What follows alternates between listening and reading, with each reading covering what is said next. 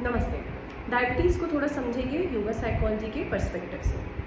चाहे type 1 diabetes हो, चाहे टाइप 2 डायबिटीज़ हो, दोनों में पेशेंट्स यूजुअली दिखा रहे होते हैं एक्सेप्टेंस का मेजर इशू। अब टाइप 1 डायबिटीज़ में क्या होता है, इंसुलिन जो कि की या पासवर्ड की तरह बिहेव करता है हमारे ब्लड सेल्स में ग्लूकोज को एंट्री दिलाने के लिए। हमारे ब्लड सेल्स में ऐसी कुछ भी एंटर नहीं कर सकता, तो इंसुलिन एक्ट्स एज अ की कि भाई ग्लूकोज को एंट्री दे दो toward blood cells.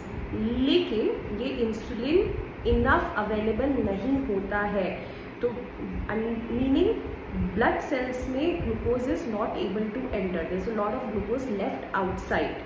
And why is there is not enough insulin, why are there is lack of keys, क्यों चाबियाँ कम पड़ रही है हमारे ब्लड सेल्स को अनलॉक करने के लिए ताकि ग्लूकोज अंदर जा सके। ये इसलिए बिकॉज इंसुलिन जो प्रोड्यूस होता है थ्रू बीटा सेल्स हमारे पैनक्रियाज में, वो बीटा सेल्स अटैक कर देती है हमारी own body, basically our own body. Type 1 diabetes is a case of autoimmune disease. इसके ऊपर एक और सेपरेट पोस्ट है, वो आप चेक कर सकते हो। लेकिन हमारी own body attacks these beta cells which are producing the insulin.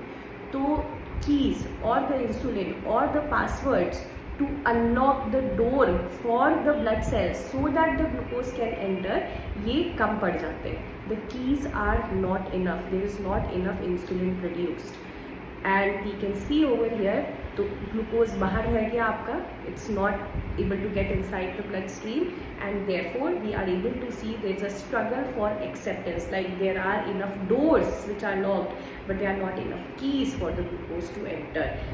And type 2 diabetes में होता है आपका इसका थोड़ा ऑपोजिट। उसमें क्या होता है, doors of the blood stream of the blood cells sorry are locked from the inside.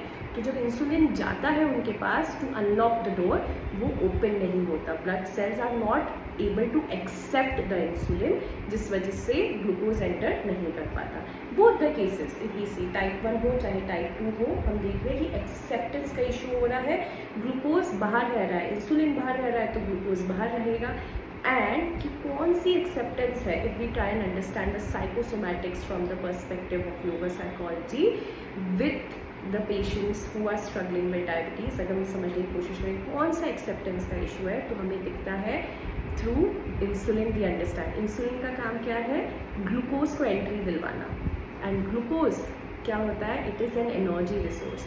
Glucose is sugar, sugar is symbolizes sweetness, sugar symbolizes hope, liveliness, love. ये सारी एरियाज में the patient is most likely to struggle. आप देखोगे अगर acceptance का opposite क्या होता है, स्टबर्ननेस, तो such diabetic people are also likely to be quite stubborn in some areas of their life. वो आपको शायद स्टबर्ननेस ऐसे इमीडिएटली ना दिखे, अदरवाइज में आपको दिखेगा कि बहुत पर्टिकुलर होंगे सर्टन चीज़ों के साथ, चाहे खाने को लेकर हो, चाहे the way they deal with people, the way they behave in their everyday life. छोटी छोटी चीज़ों को लेकर बहुत ज़्यादा पर्टिकुलर बिहेवियर होना भी, इस लेवल पे स्टबर्ननेस होना कि ये बिहेवियर पैटर्न उनको मोर बेनिफिट करने से ज़्यादा उन्हीं को हार्म कर रहा है, then the struggle with the insulin is seen with in them. एक बहुत ही फेमस कहावत है, मुहावरा है हिंदी में, there is a very famous idiom that says मुट्ठी इतनी कस के भी मत बंद करो कि खुद ही को दर्द हो। This is exactly the same thing which is happening with people in diabetes. They are holding themselves so tightly, so closely, ऐसे करके पकड़ के कस के उन्होंने अपने को पकड़ के रखा हुआ है अपनी लाइफ में कुछ चीज़ों को लेकर, चाहे वो उनके कुछ वैल्यूज़ हो, मॉरल्स हो, एथिक्स हो, कोड्स ऑफ कंडक्ट हो, ways of treating people, dealing themselves, their work, their life, anything। वहाँ पर कुछ इतना कस के उन्होंने इतना ज़ोर से कुछ चीज़ों को वो मैनेज कर रहे होते हैं कि वो finally that is hampering them. इस पर आप किस तरह का स्वाध्याय कर सकते हैं, वो अगर आपको चाहिए तो let me know in the comments and I will make a separate post with that.